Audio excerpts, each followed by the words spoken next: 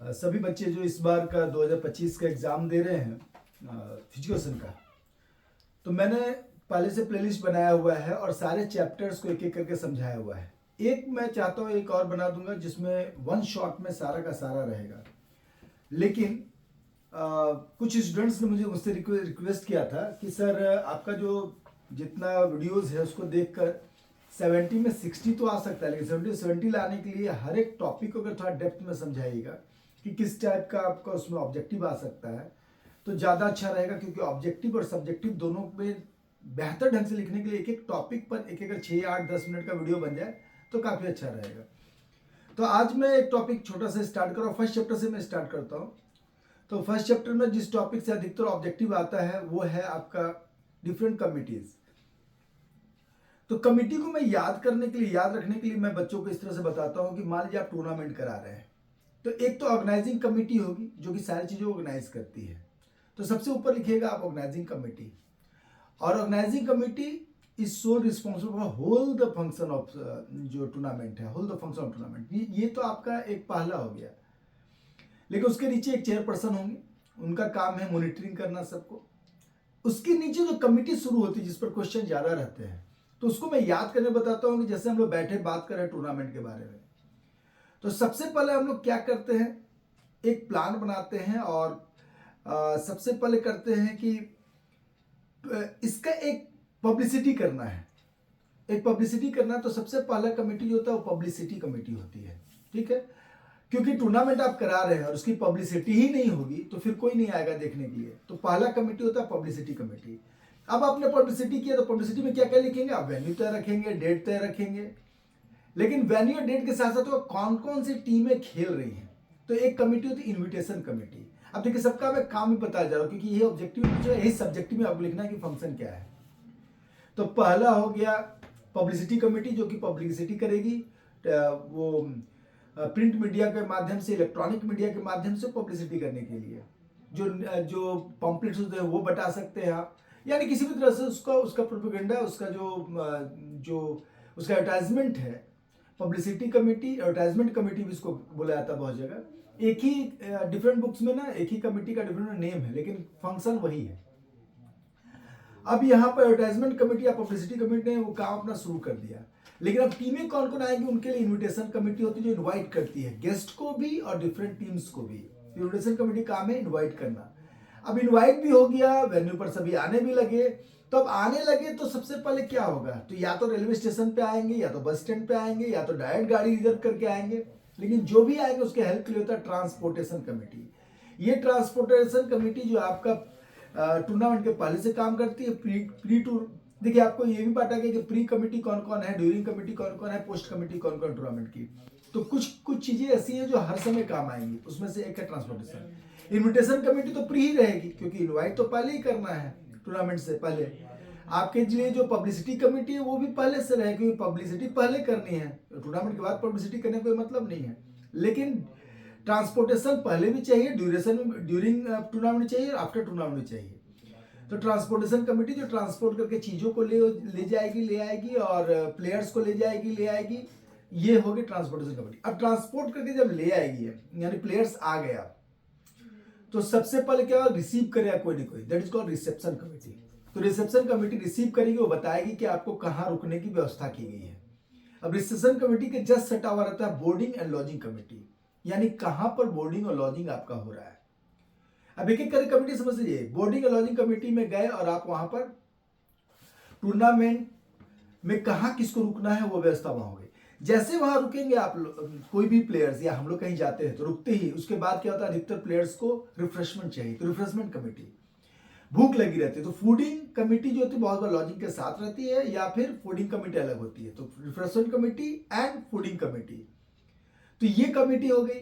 अब खाना वाना खा लिए, रिफ्रेश हो गए तो मन क्या होगा कि ग्राउंड कहाँ है देखने के लिए। तो ग्राउंड्स और इक्विपमेंट क्या क्या यूज हो रहा है, कैसा है क्वालिटी उसका। तो ग्राउंड एंड इक्विपमेंट कमेटी ये काम करेगी। अब ग्राउंड इक्विपमेंट आप देख लिए, सब चीज हो गया। तो अब क्या होगा, ओपनिंग सेरेमनी कमेटी, क्योंकि ओपनिंग सेरेमनी कैसे करेंगे, कौन कौन गेस्ट आएंगे, उनको किनको बुके देना है।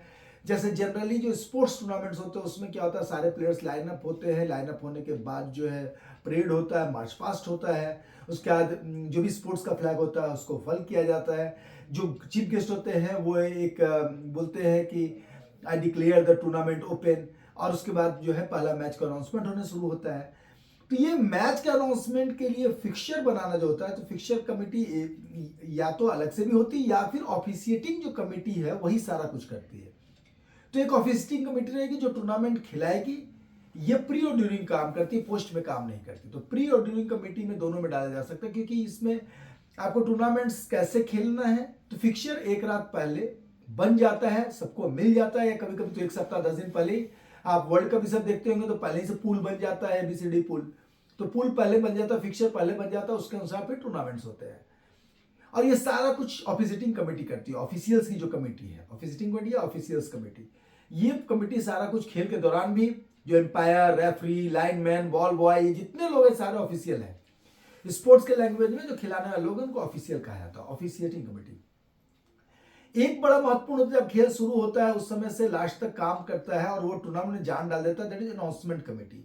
अनाउंसमेंट कमेटी का काम है हर चीज को प्रॉपरली कन्वे करना, अनाउंसमेंट करते रहना, खेल के दौरान भी अनाउंसमेंट करके खेल के रोमांच को बरकरार रखना। तो announcement committee to announce the different parts of the game during and also announce for different messages, conveying for different messages, convey करना डिफरेंट मैसेज को भी वो अनाउंसमेंट कमेटी अनाउंस करते रहती है कि कहाँ कैसे जाना है, क्या करना है, तो दैट इज अनाउंसमेंट कमेटी।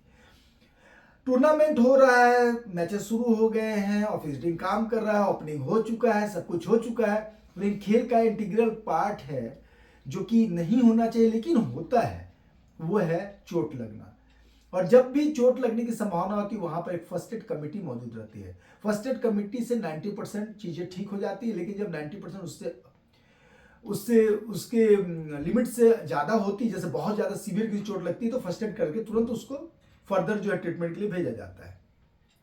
तो फर्स्ट एड कमेटी का ही वो भी काम है कि फर्स्ट एड करके तुरंत जो है अगर उस सीवियर है कोई भी चोट तो उसको आगे जो है डॉक्टर्स पास ले जाए, हॉस्पिटल ले जाया जाए। अब यहाँ सारा कुछ हो रहा है, ये सारी कमेटियां काम करें जो मैंने कहा। लास्ट अब क्लोजिंग सेरेमनी कमेटी होगी, प्राइज डिस्ट्रीब्यूशन कमेटी होगी। तो ये सारी कमेटी जो है आपके डिफरेंट बुक्स में इसका नाम डिफरेंट है, आप पढ़ के समझ जाएंगे कि ये कहना क्या चाह रहा है। तो ये सारी कमेटी काम करती है। तो ये सारी कमेटी से क्वेश्चन क्या आता है, एक तो 5 नंबर क्वेश्चन आएगा तो डायरेक्ट रहेगा कि राइट डाउन एनी 5 कमेटी, क्योंकि देखिए आपका 3 मार्क्स का, 2 मार्क्स का, 3 मार्क्स का, 4 मार्क्स का, 5 मार्क्स क्वेश्चन है। इसमें 4 मार्क्स जो क्वेश्चन आपका CBSE पूछेगा ये केस बेस्ड क्वेश्चन है।